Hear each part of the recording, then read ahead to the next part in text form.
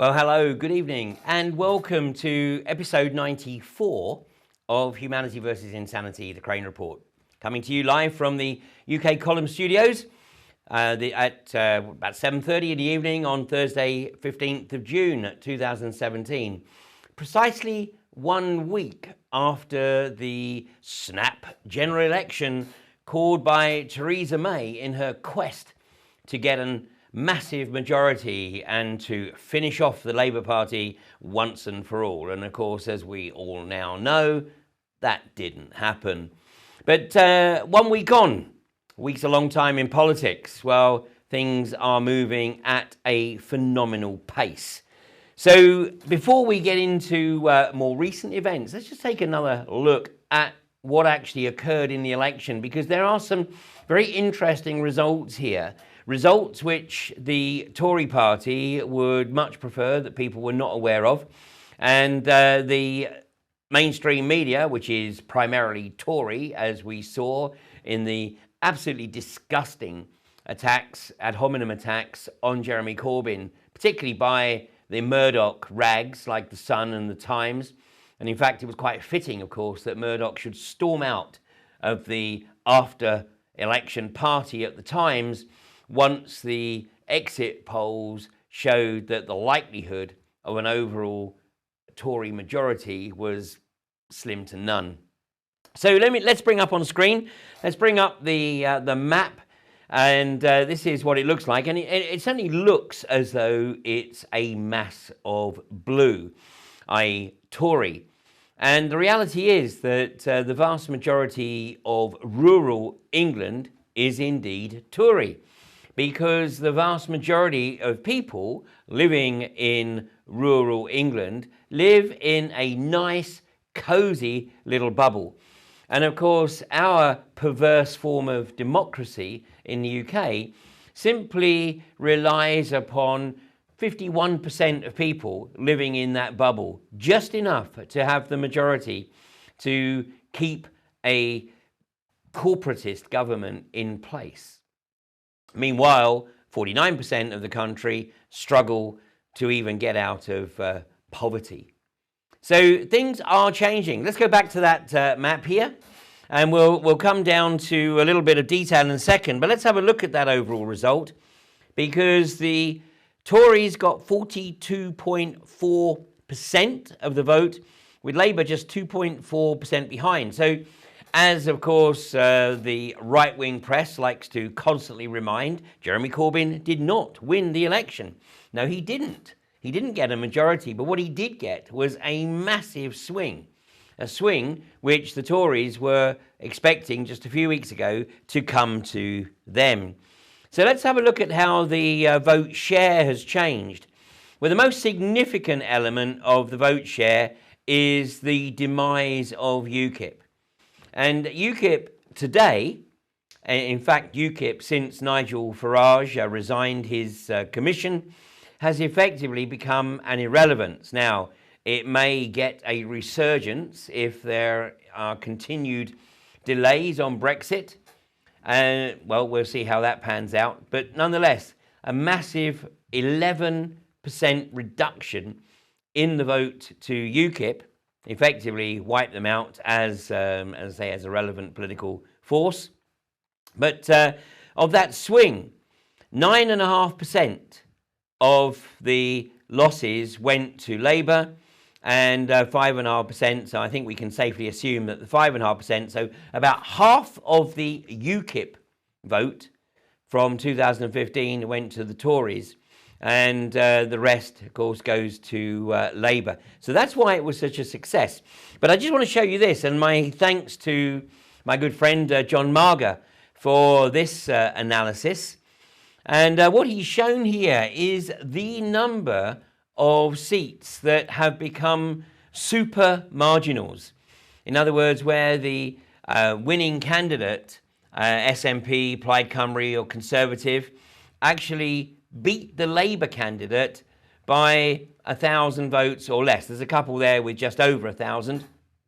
But the vast majority of these, the SNP, Plaid Cymru or Conservative candidate pipped the Labour candidate by less than 1,000 votes. So this, of course, are key indicators for the Labour Party in the next election. These are key areas to target. And the most significant one there is one that I've highlighted in yellow, and that's Hastings and Rye. And that is the constituency of Amber Rudd. And for those of you who were watching my election specials, where I was predicting that Theresa May would be unlikely to survive beyond the summer, and we were talking about the likely candidates, and of course the mainstream media picked that up on Friday and pitched it between Amber Rudd and Boris, neither of whom are particularly attractive candidates, and somehow I doubt that the country is going to take to either of them, because Boris certainly has a bit of charisma in his buffoonery, but he's not a statesman. And Amber Rudd, I'm afraid that she is just your archetypal Tory sociopath. But Amber Rudd, she's only got elected by 346 votes. And this was only after the official story now is 2 recounts. It was actually reported on breakfast television on Friday of last week that there had been 5 recounts. It's also reported that the first recount had the Labour candidate beating Amber Rudd by 100 votes. But then a ballot box mysteriously manifested, and once that box was emptied, that gave Amber Rudd the victory by 346 votes. So whatever the truth there, it's very clear that Amber Rudd had a very, very close call. And a big part of this is the fact that she has really lost the confidence of her constituency. And let's just have a look at the results here, because there was a massive swing to the Labour candidate, Peter Chowney, who actually is quite well known in the constituency, and he's quite a popular individual. He's leader of the Hastings Council. But he had a swing of 11%, which took him to literally within the 346 votes that Amber Rudd beat him by.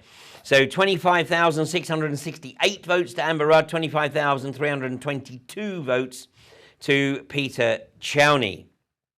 And Amber Rudd, in her victory speech, she said, "I'm deeply honoured to have been re-elected for the 3rd time by the residents of Hastings and Rye. This is a fantastic place to live and work, and I'm going to continue my hope to build on the opportunities and great regeneration that has been taking place in this area." We're going to talk about regeneration a little bit later. Improving our schools, improving our NHS, and getting the infrastructure investment that we need. This is what really matters to me, and this is what I hope to continue to deliver for the fantastic constituency of Hastings and Rye, having previously remarked that Hastings was a magnet for people on benefits who just wanted to come down to the seaside so where they could buy cheap drugs. I somehow don't think that Amber Rudd is going to be the MP for Hastings and Rye come the election that is almost inevitable later this year. So let's go back and have a look at the map. This is England and Wales. Just focus on Wales for a second. And what we've got here is the green represents Plaid Cymru. So this is actually very much still the Welsh-speaking area, and anyone who's visited these counties will know that Welsh is very much the first language, particularly if you go into the smaller communities here. The Conservatives, surprisingly, taking a little bit of West Wales here. The traditional Labour strongholds being Anglesey, and of course the old coal mining areas right across Newport, right across the M4 corridor there to Swansea. Let's go to Scotland. Scotland, this is very interesting. There's a lot of debate going on in Scotland about the veracity of the elections here, because the Tories have never really had a strong grip on Scotland. And of course, it used to be the domain of the Labour Party and the Lib Dems, or the Liberals before them, who have always held on to these northern constituencies here. But this time round, it seems that the Tories were very, very strong in the Aberdeen and Inverness area. A couple of the northern constituencies, north of the Clyde. SNP losing ground, of course. These were all previously SNP constituencies. They've also lost some ground in the borders to the Conservatives, but hanging on to the area, the industrialised area, Grangemouth, Falkirk, to the south of the Forth Estuary. So Nicola Sturgeon, no longer the force that she had enjoyed for the last couple of years. The number of SNP MPs reducing very significantly from the 52. In fact, there was only 3 non-SNP MPs at the 2015 election, one of each of the other main parties, all the rest SNP. So this is a significant blow to Nicola Sturgeon and her husband. And then Northern Ireland, a direct split in Northern Ireland between Sinn Féin in the Green and the Tory party's new best friends, the Democratic Unionist Party here. So ostensibly this is obviously still pretty much split on sectarian grounds. Sinn Féin, of course, being the Catholic political wing, and the DUP being the Protestants. The only exception here is this constituency here to the north east of Belfast, and this is an independent. So that's pretty much the makeup around the country, and it is a case that the Labour strongholds are the cities, very much the cities, and that's certainly true of London, the capital city.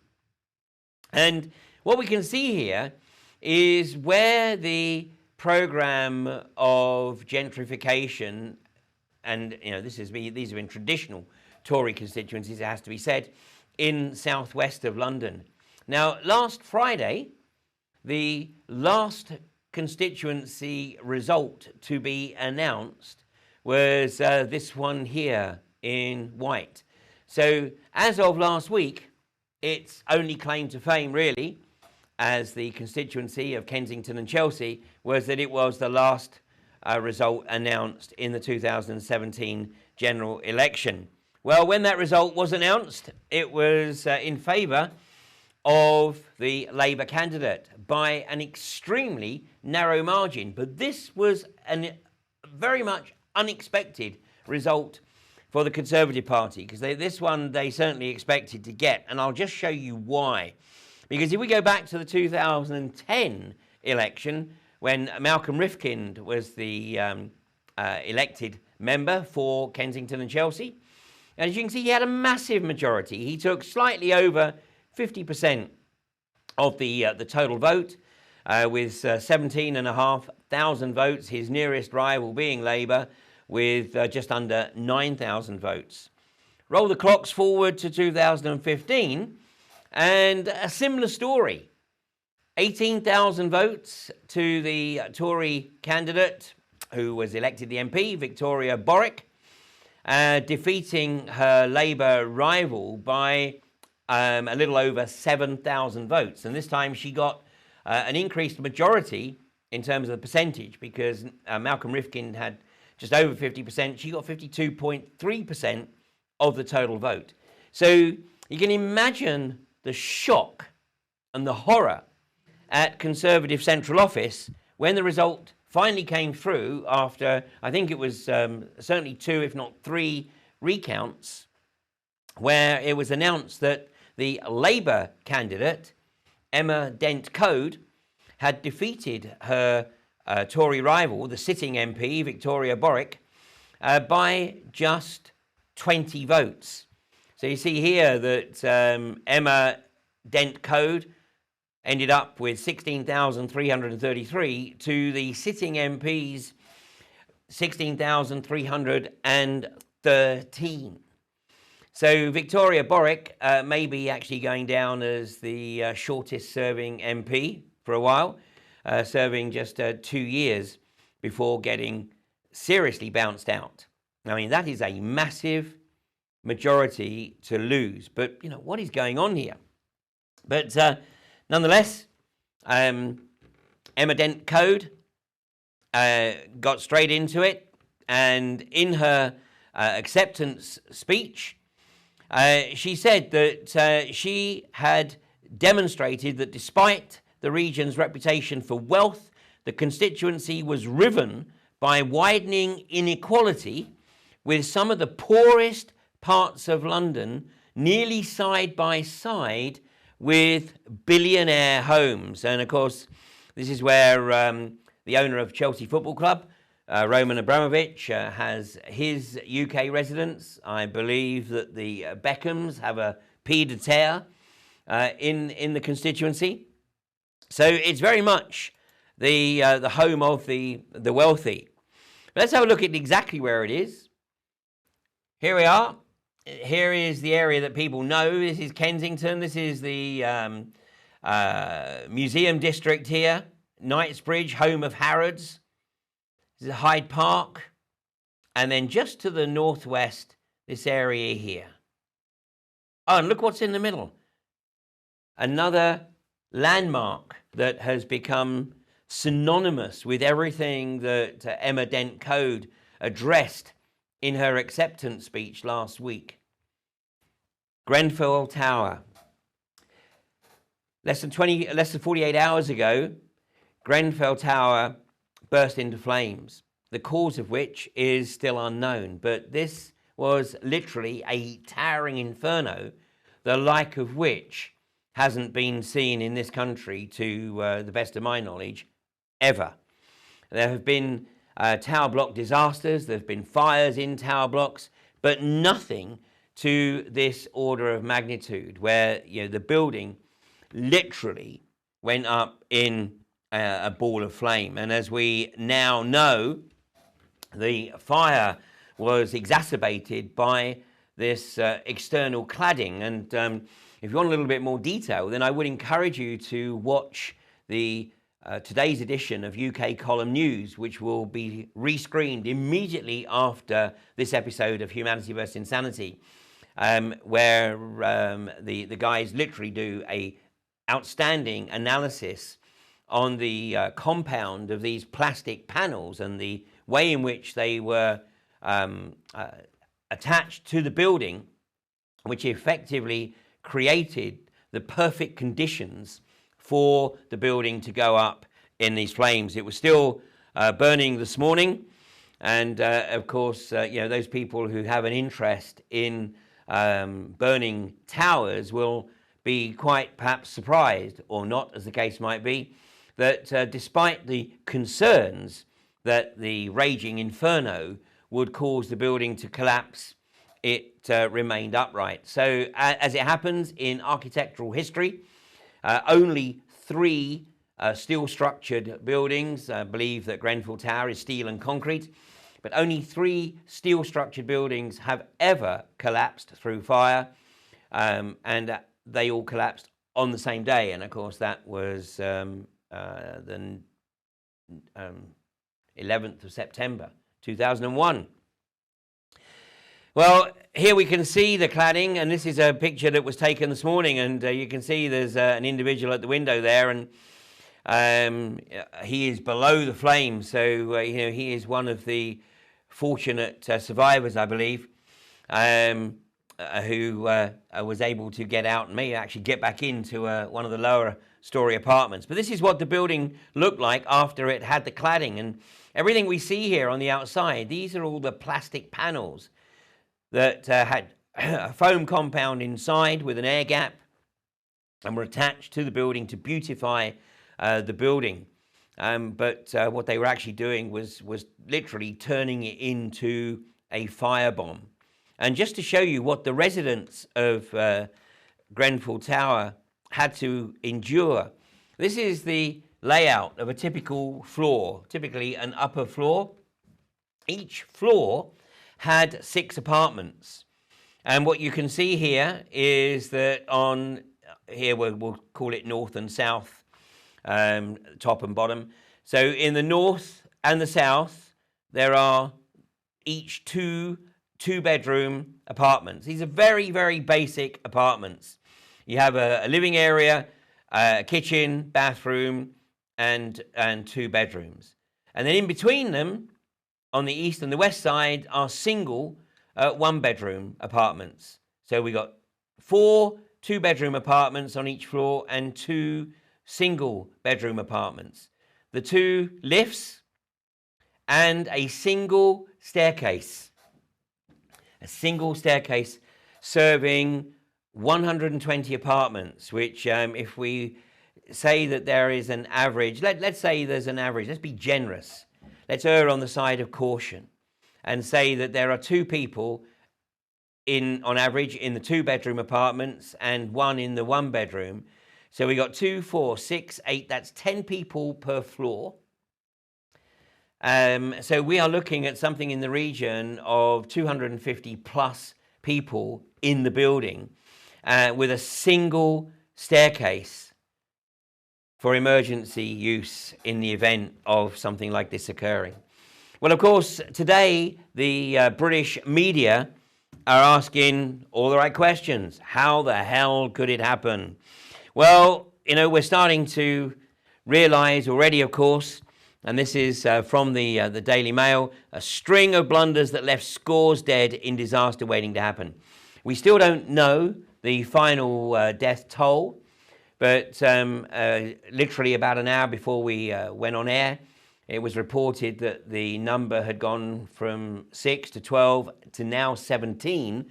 But it is acknowledged that it is unlikely that anybody on the top 3 floors survived. So if my calculation of 10 people, conservative estimate, on each of the floors, that means that there's 30 people there on the top 3 floors that are unlikely to survive. So the death toll is going to be very, very significant. Well, this is the front page of the Eye.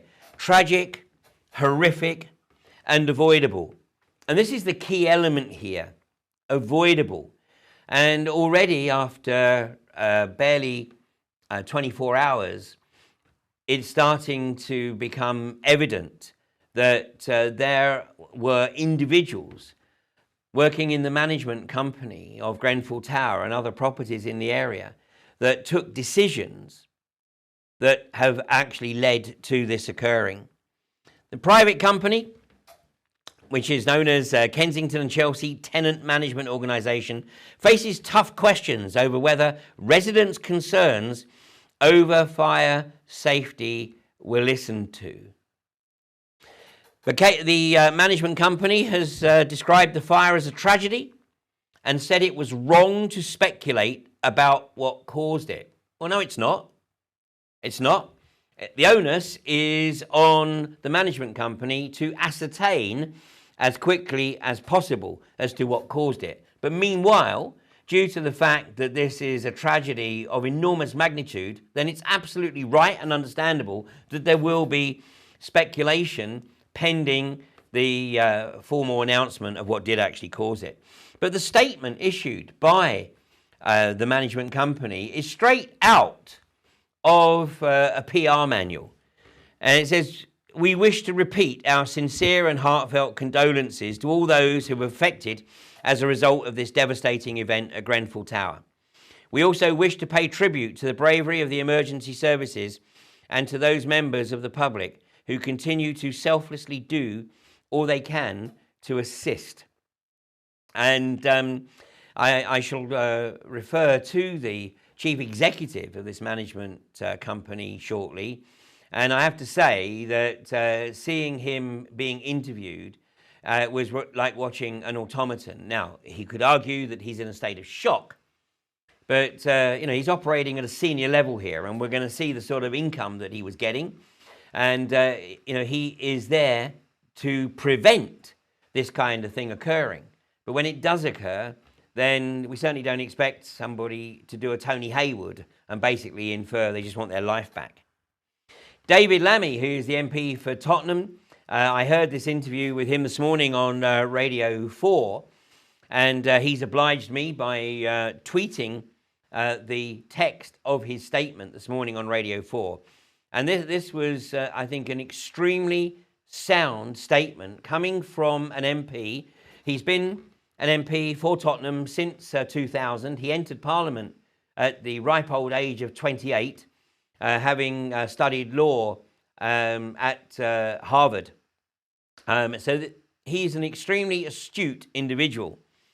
And David Lammy said, this is the richest borough in our country, treating its citizens in this way, and we should call it what it is. It's corporate manslaughter. That's what it is. And there should be arrests made, frankly. It's an outrage. Many of us across the country have been caught up in an election, knocking on housing estate doors right across the country, travelling up to the top floors of tower blocks. And we know, as politicians, that the conditions in this country are unacceptable. We built buildings in the 70s. Those 70s buildings, many of them should be demolished. They haven't got easy fire escapes. They got no sprinklers. It's totally, totally unacceptable in Britain. And this is allowed to happen. And people lose their lives in this way. People should be held to account. Absolutely. And I doubt there's anybody outside of the Theresa May government, or indeed the Tory party, that would really argue with that. Or maybe chief executives of other housing management companies that have taken over the role from local authorities and are literally coining it, whilst leaving the tenants in absolute poverty and in conditions that have no place in a supposed developed nation. But corporate manslaughter, let's have a look at what corporate manslaughter is, because this isn't an offence or a crime that we hear mentioned very often. We should hear about it more, for sure.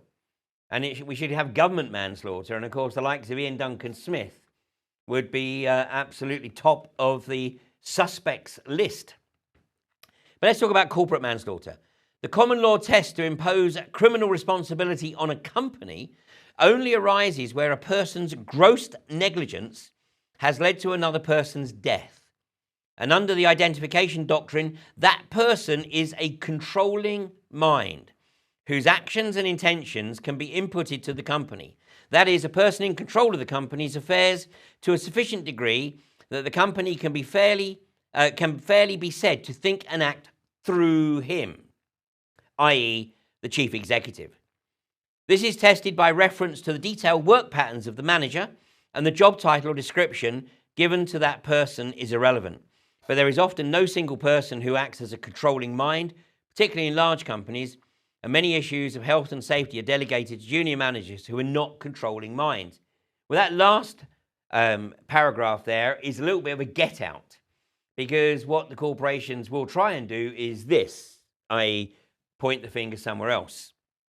But in this case, the chief executive of the management company here is absolutely culpable. It is very evident from the Grenfell Tower blog that there have been issues that go back many years here.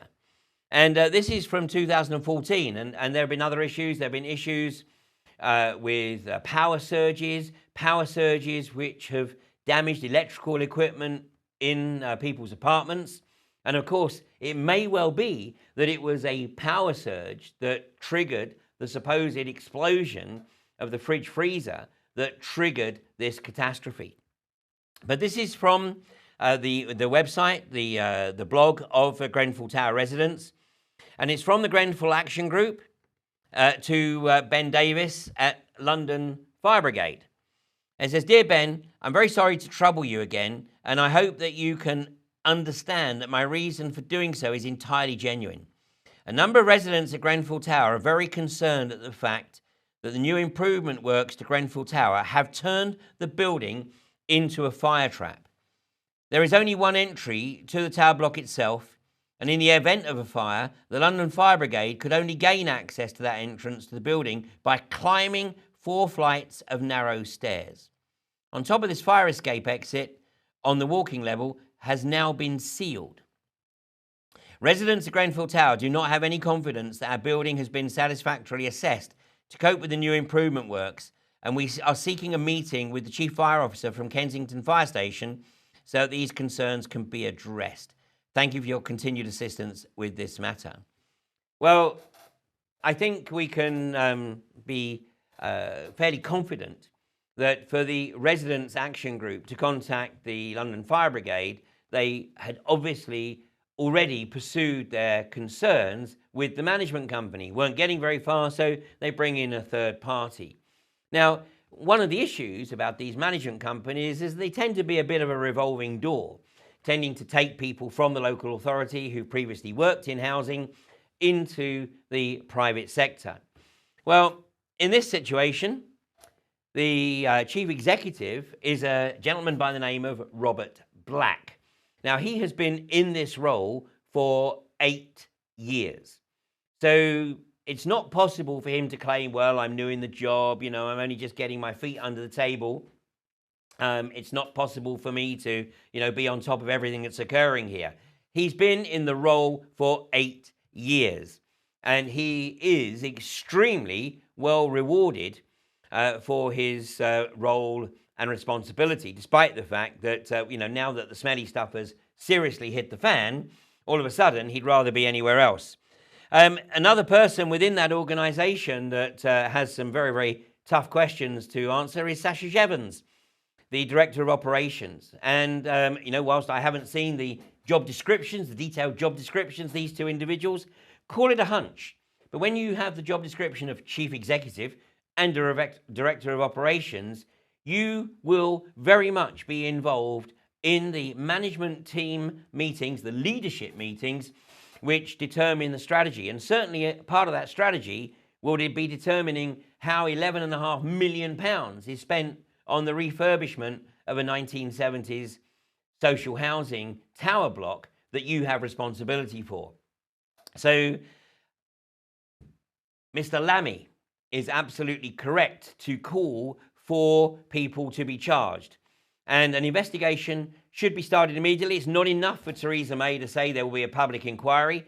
In fact, we'll talk about Theresa May's track record on public inquiries a little bit later. But right now, there should be a criminal investigation. And these two people, Robert Black and Sasha Evans, should be top of the list for police interviews. Well, I'm very familiar with situations such as this because a little over 7 years ago, I was pointing the finger at these two gentlemen, Bob Kaluza and Donald Vidrine. In fact, I don't think that's Donald Vidrine actually on the right there. I think that's John Malkovich, who played Donald Vidrine in the dramatized film of the Deepwater Horizon disaster. And these two gentlemen were absolutely, in my opinion, responsible for what occurred on April 20th, 2010. And I and a few other people kept on their case for almost 6 years.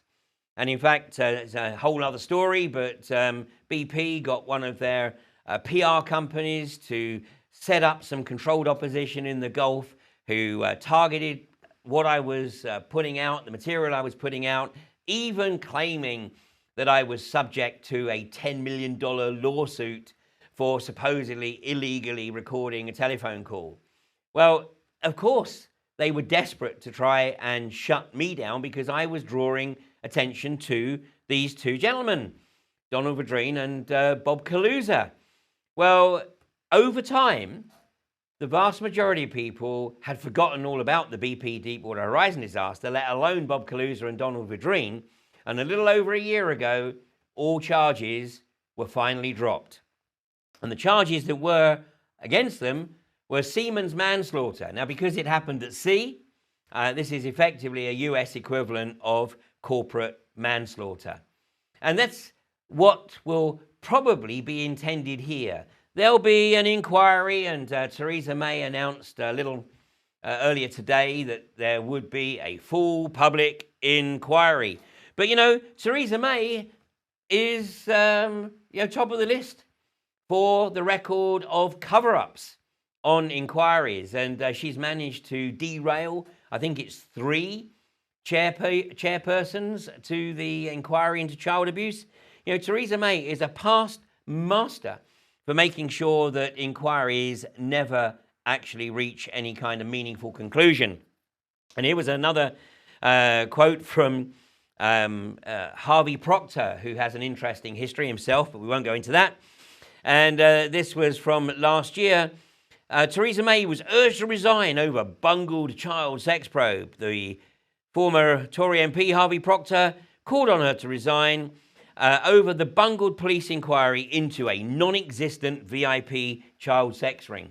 Well, I think that the vast majority of people in the UK know very well that there is indeed a VIP child sex ring. We know it. We know it. The evidence is there. We have spoken or listened to police officers that have been conducting these investigations and have had the rug pulled out from under them. So, you know, this is Theresa May doing what she does best, which is making sure that basically there are no prosecutions from any of the inquiries. The inquiries are simply to take the heat off of the particular targets for a few weeks or months or years, until such time as everyone's moved on, forgotten about it, and you know, can just get on with their lives again.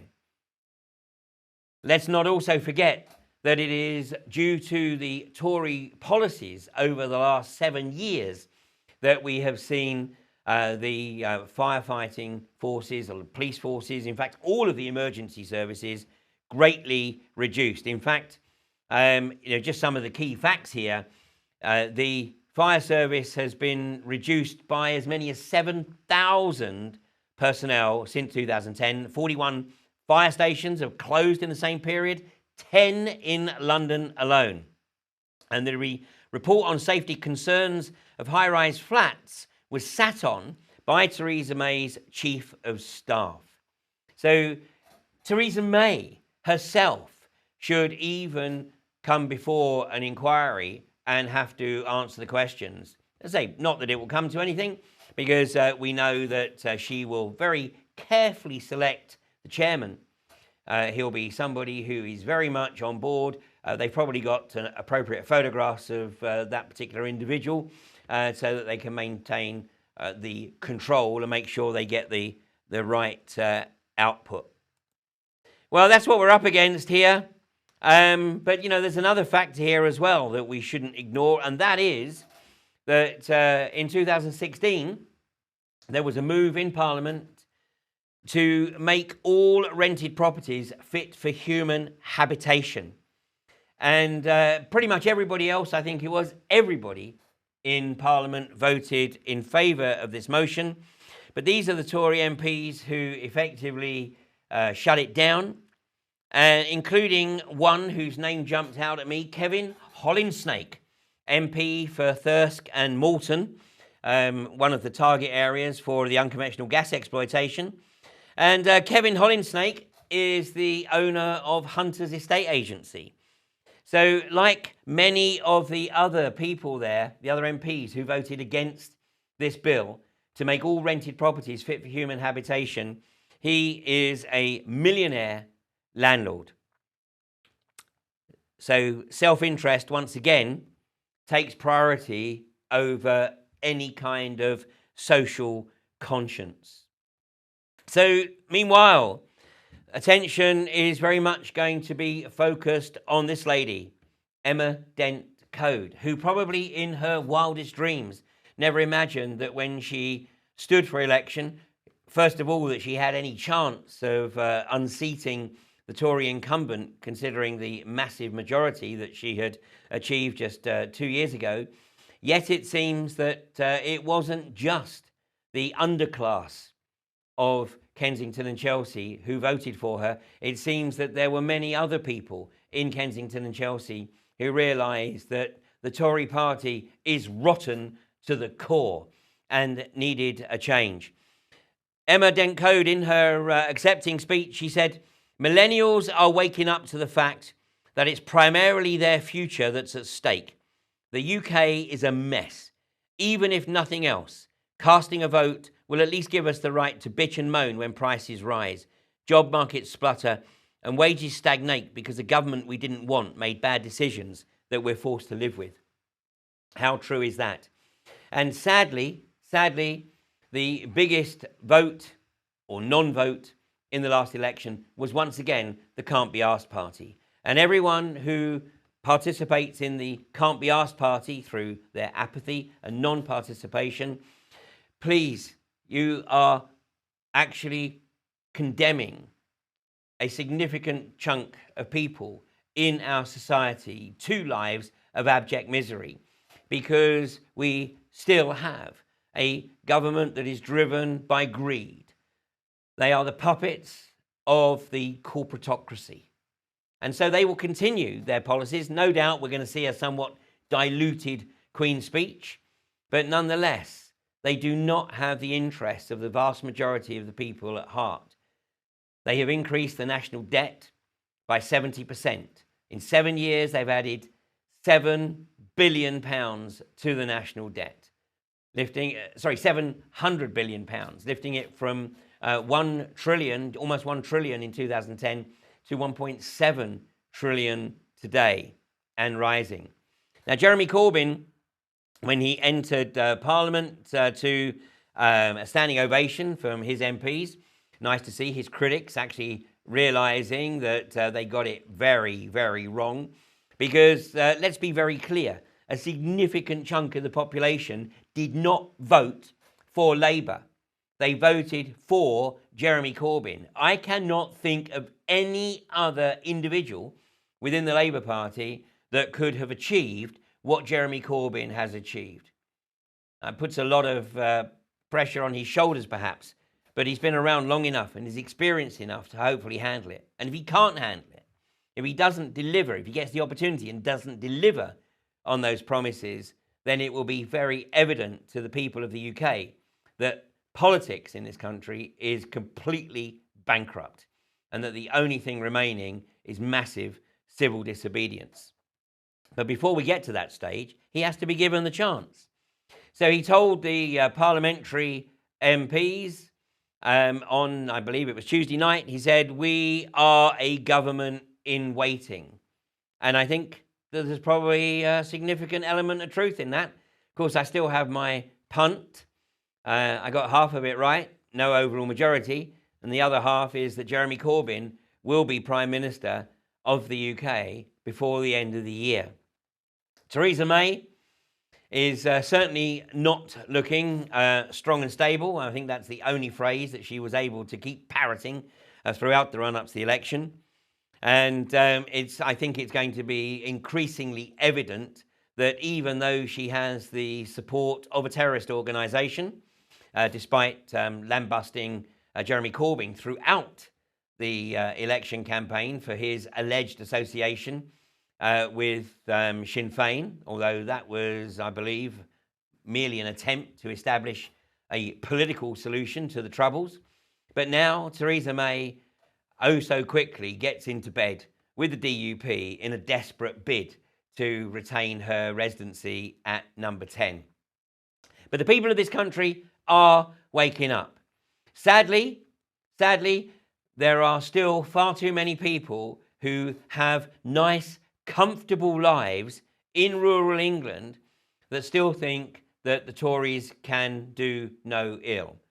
But for people who are living in the cities and in the larger towns across the country know fine well that 7 years of Tory policies following on from 13 years of Blairite Tory policies, and their communities are being destroyed. Their livelihoods are being taken away from them, and they are being condemned to lives of abject misery as their benefits are being withdrawn. And indeed, the DUP has well in excess of 2,000 deaths on its hands as a result from telling people that have been signed off by the medical profession that they were fit for work. So when you're out in the rural part of the country, all I can say is that there's probably an increasing number of these signs around. When you get into the cities, that's where it's real. And I encourage the people who live these comfortable lives in the rural communities to take a little bit more interest in what your beloved Tories are doing to the people who are at the heart of city and town life in this country, because it's being destroyed. The next 6 months are going to prove to be remarkably interesting, perhaps seminal, because if Theresa May is able to hang on in there in number 10, even with a diluted manifesto, then sadly, we are still on track to leave our next generation, or condemn our next generations to lives of absolute abject misery. What happens is in our hands. Let's participate and not just sit back on the sidelines. Thanks for joining us, and I'll be back next week with another episode of Humanity versus Insanity.